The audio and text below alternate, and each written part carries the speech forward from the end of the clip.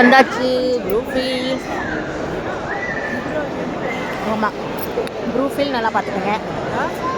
ஞாயிற்றுக்கிழமை நாள் கூட்டம். நானும் என் பொண்ணு வந்திருக்கிறோம். இங்கே தான் வந்துட்டு நாங்கள் ஃபோனு எல்லாம் நோடி நவனி தான் எல்லோரும் வந்தப்போ தானே. யாரெல்லாம் ப்ரூஃபீல்ஸ் வந்திருக்கீங்க சொல்லுங்கள். நான் அடிக்கடிக்கு வருவோம், இப்போ தான் வர்றதில்ல. ஒரு 4-5 மாதம் இருக்குல்லம்மா. நம்ம வந்து 1 வருஷமே இருக்கும்னு நினைக்கிறேன். 1 வருஷமே இருக்கும்.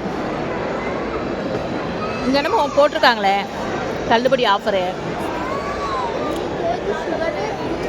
எங்கே? அந்த நம்ம போவோம்ல இல்லை. ஆமாம், அது இங்கே இருக்குது.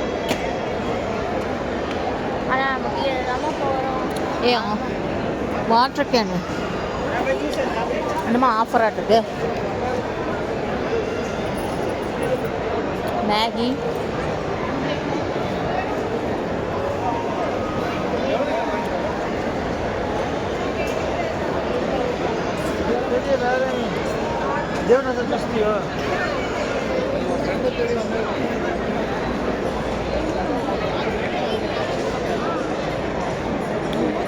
KG sugar free. கீழேயா இங்கேயா இருந்தல? கீழே தான் நினைக்கிறேன். என்ன வாங்கினா?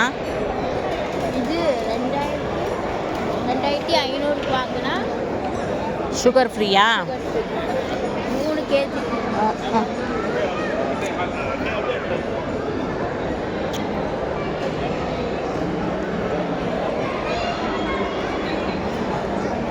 இங்கே ஒன்று வாங்குற மாதிரி இல்லைல்ல.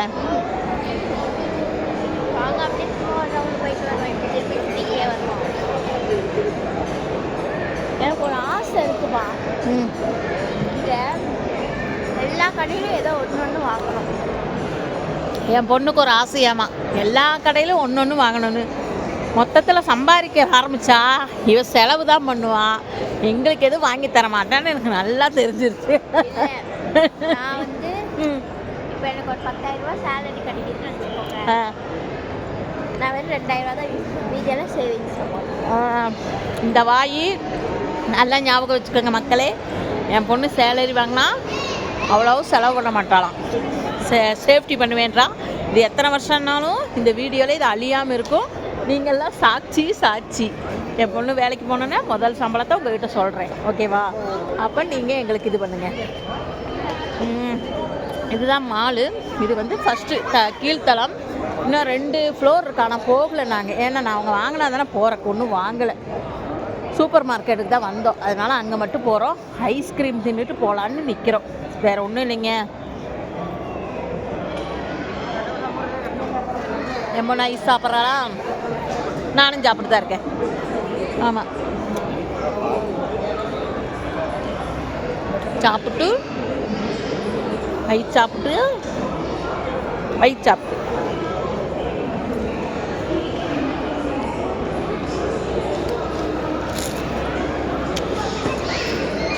இந்த இடத்துல போன டைம் நான் வந்தப்போ எங்கள் சொந்தத்தை சந்தித்தேன்.